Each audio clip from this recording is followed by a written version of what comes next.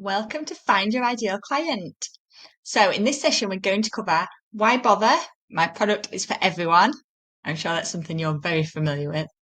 And we're going to talk about spray and pray marketing, what it is, why we don't want to be using it, and what we should be doing instead.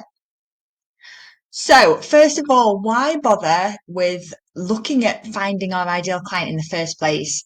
So there are loads of reasons. I'll talk about a lot of them throughout this course. But here are some of the big ones. So first of all, it's a really efficient use of your resources. So identifying your ideal client helps you focus your efforts and your resources on a specific target audience that's most likely to benefit from your product or service, which is the point.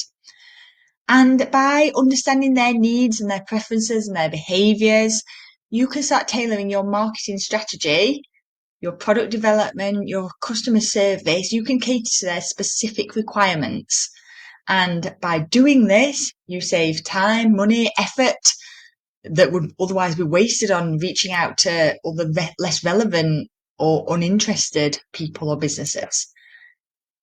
It also generates higher conversion rates, and I cannot explain how true this one is. When I started being really, really specific with who I wanted to talk to, everything shifted. The people that I wanted to buy were more likely to buy because they felt like I was talking directly to them. So when you've got a clear picture of your ideal client, you can make highly relevant content, compelling marketing messages that really resonates with them, and you can talk to their specific pain points, which we'll talk all about in a little while.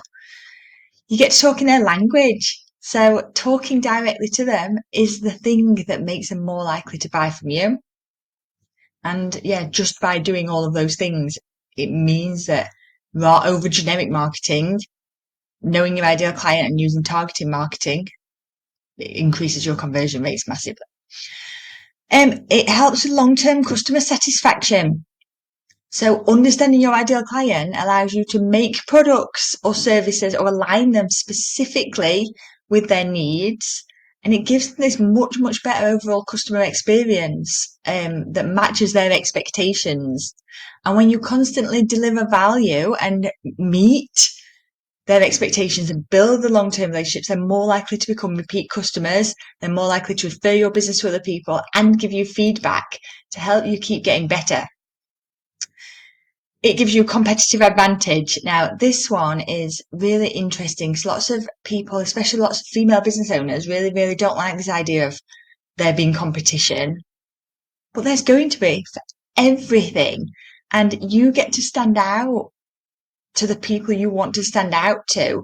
Having an ideal client profile helps you differentiate your business from some of your competitors.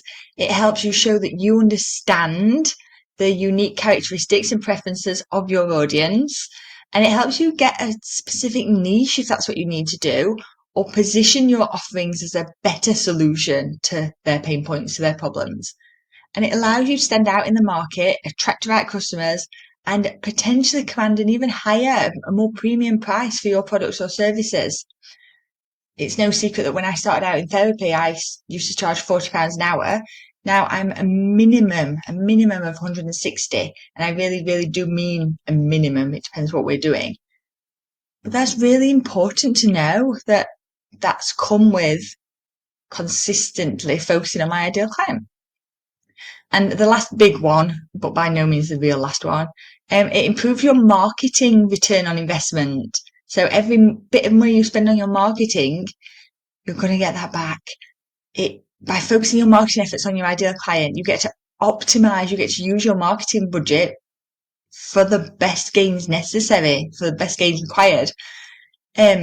So you increase what you get back from that. You increase your return on investment. So instead of casting like a wide net and hoping for random leads, you can concentrate on the channels or the platforms and the messaging that's most effective on reaching your target audience. And by targeting them, it's the most cost effective. It yields better results. We'll talk about marketing in a second. So yeah, identifying an ideal client stream allows you to make sure your business efforts are going specifically to the right people, to attract the right customers, to increase conversions, to make your customers happier and more likely to buy again or refer, and to get more bang for your book. I hate that phrase. I don't know why I just said it. To get more money back in your marketing. It gives you a clear direction for your business. Again, really important. Clear direction for your business helps you build meaningful relationships with the people or organizations that matter most and are more likely to benefit from what you offer. Lots of reasons to look at your ideal client stuff. So spray and pray marketing, this is what I see and what I did, and still sometimes what I do, especially if I'm short of time or being lazy, etc., etc. Or if I'm not using social B properly. That's all in another course. Spray and pray marketing is where you chuck out a message and hope it sticks to someone. Some people like to talk about it like spaghetti on a wall. I'm throwing spaghetti at the wall and hoping something sticks. It's a mass marketing effort and there's little or no, it's a mass marketing approach and there's little or no effort put in at all. It is that panic feeling of, I haven't done any social media today and I need to put something out there. Or just that I'm creating all these beautiful quotes. I have no idea if they resonate with my audience or if they care about them, if they share them, if they want to see them. And people use spray and pray marketing because sending out generic, untargeted messages or advertising or content is quicker and easier than sending out quality, well-targeted pieces. And a focused approach takes time and effort and research, and sometimes takes a bit of risk. You might be putting out something that you think your ideal clients will love, but you're not quite sure yet. But it's well worth the investment. In spray and pray marketing, we're talking about reaching as many people as possible in the hope of generating a response or a conversion. And I've seen it over the years and I live by it in my business. I would rather be talking to 5 people who care about what I'm talking about than talking to 100 people or buying followers or email lists and talking to people who are not reading my messages, who do not care, who are not my ideal client. I would much rather be talking to 5 people specifically than 100 who really aren't that bothered. Really come back to this idea that the numbers game's all an ego game and we don't need to play that. So the overarching thing about spray and pray marketing is this idea that the same message cannot hit all of the same people with the same impact. So we need to niche in our marketing. And it's really, really important that you understand when we're talking about niching now, we're not talking about niching your business or your clients, etc., etc. We're talking about how we niche our marketing to match our clients. Okay. We all know how much more powerful an advert is that makes us nod our head and feel like they're talking directly to us. So when the product or service you're being offered solves your exact problems, that is so much more powerful.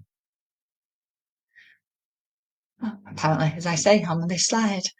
There's a huge difference with how effective marketing is when it feels like it's aimed directly at you. If you've ever seen an advert that you're like, oh my gosh, they're talking about me or I need that, that is really, really good targeted marketing. So we need to stick to our ideal client and our ideal client niche area in each piece of marketing. And when you start to widen your market, you start to lose your focus, you start to lose your specialty and your ability to compete with other businesses.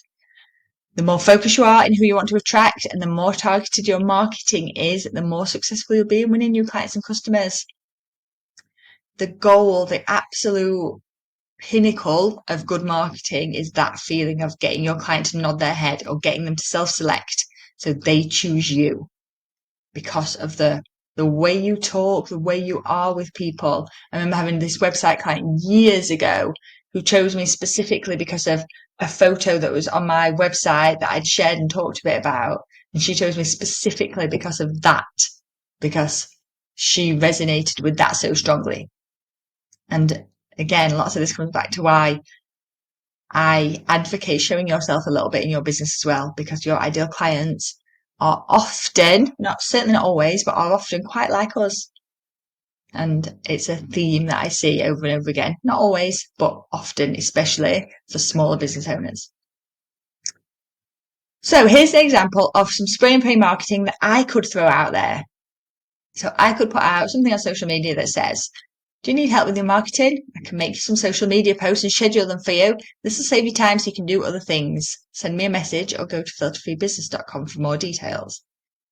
Perfectly fine. Very generic. Or I could say, are you constantly dashing around, spinning all the plates and trying to run your business and raise your family?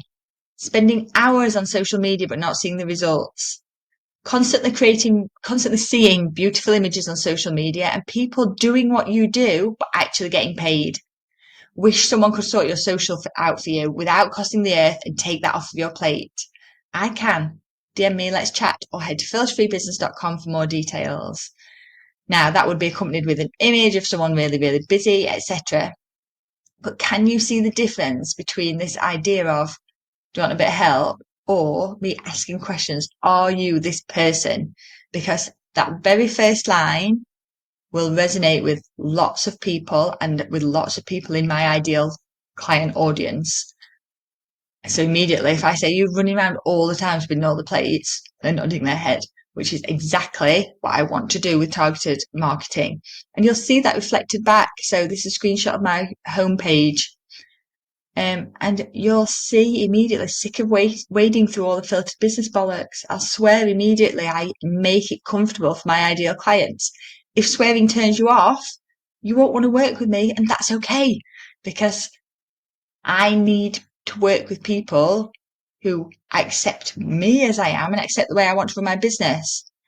But then I talk about downloaded all the freebies, still haven't implemented the strategies, spend hours faffing instead of doing the work, procrastinating by messing about with your socials, websites, branding instead of running your business.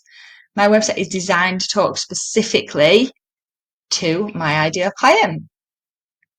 Okay, hope that's helpful. I will see you on the next module.